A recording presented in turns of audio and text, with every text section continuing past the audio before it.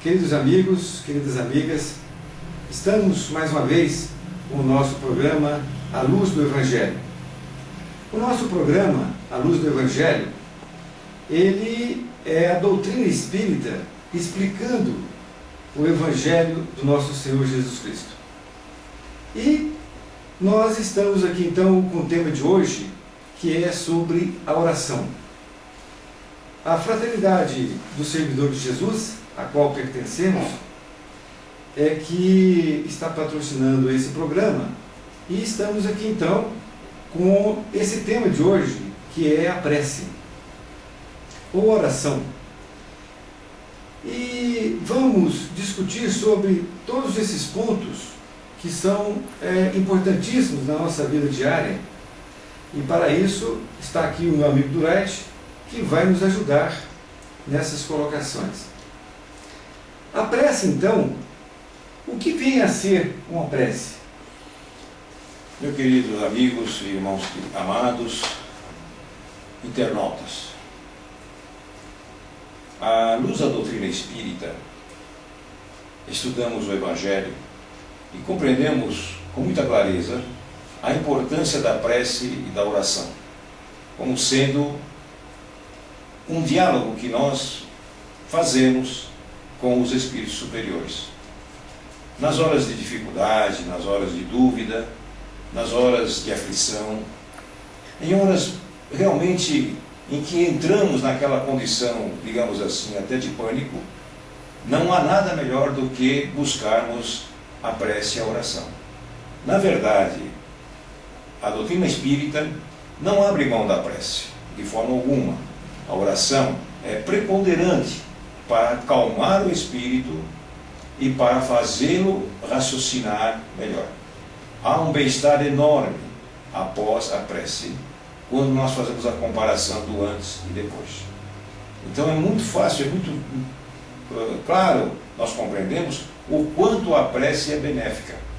Então, o que vem a ser uma prece? Vem a ser aquele conforto que Jesus havia prometido. Quando nós entramos em contato com a espiritualidade superior, quando buscamos o Mestre, buscamos a Deus através de Jesus, há dentro de nós uma tranquilidade, uma paz. E essa paz estabelecida vai nos auxiliar. E é interessante que nós temos aí hoje músicas, o cancioneiro popular, que nos fala, muitas vezes assim de uma forma simples, muito simplista, mas que dá para nós compreendermos bem, né?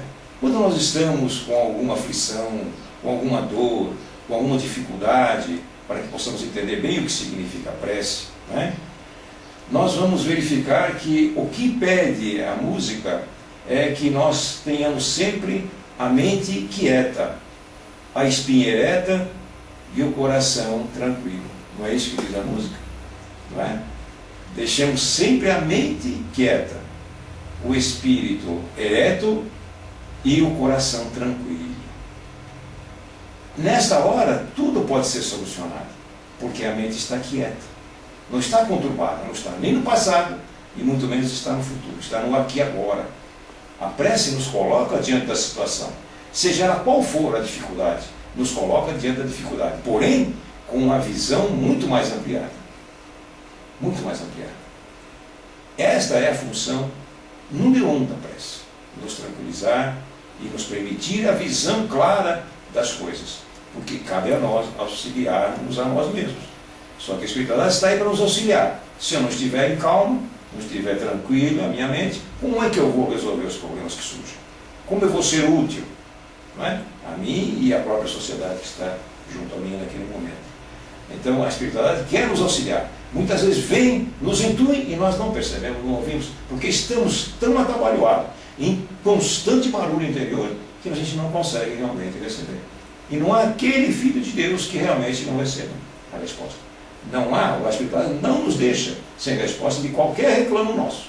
Mas o importante é estar em calma, estarmos ali tranquilos, para que possamos realmente e manter a espinha ereta, o que significa nunca numa condição de superioridade, e muito bem de subalternidade, né, de pequenez, mas assumir a postura verdadeira nossa, de um espírito em processo evolutivo, e que tem certeza que os amigos espirituais estão nos auxiliando, porque o nosso propósito é que vai determinar essa certeza. É preciso que nós recitemos diversas vezes, por exemplo, o Pai Nosso? Meu querido amigo Lúcio, a gente, e amigo internauta, nosso respeito a todos aqueles que assim fazem. Porque a pessoa crê que, repetindo tantas vezes, aquela mensagem vai ser aceita. Ora, isso vai de encontro também a várias filosofias que nós já tivemos no mundo, né? E temos ainda hoje aí, né? A neurolinguística, de tanto falar, a coisa vai acontecer.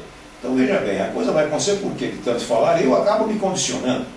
Então, se nós tivermos realmente um diálogo verdadeiro, como dizem os amigos espirituais, conversa com Deus, diz o nosso querido Emmanuel, que devemos chamar Deus de Pai. Olha que coisa linda. E você precisa repetir 1000 vezes com o Pai o que você quer? Não. Basta que você abra o seu coração e dialogue com o Pai. Dialogue com Deus como se Ele fosse seu Pai, que estivesse ali perante de você. Com Jesus, como se ali estivesse Jesus. Com o seu mentor espiritual, como se ali estivesse com você. E para isso você não precisa ficar repetindo, porque até para ele ouvir vai ser cansativo. Ele quer ter um diálogo com você.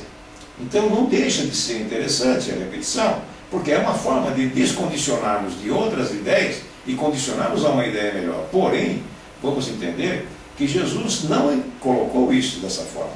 Ele colocou o Pai Nosso, e se você olhar bem, nós olhamos o Pai Nosso em cada uma das 7 proposituras, ela nos leva a não precisar repetir, fazer repetidamente, mas sim meditar. Orar meditando, pedindo o que para o Pai? Isso é importante. Muito bem. E por que nós precisamos orar?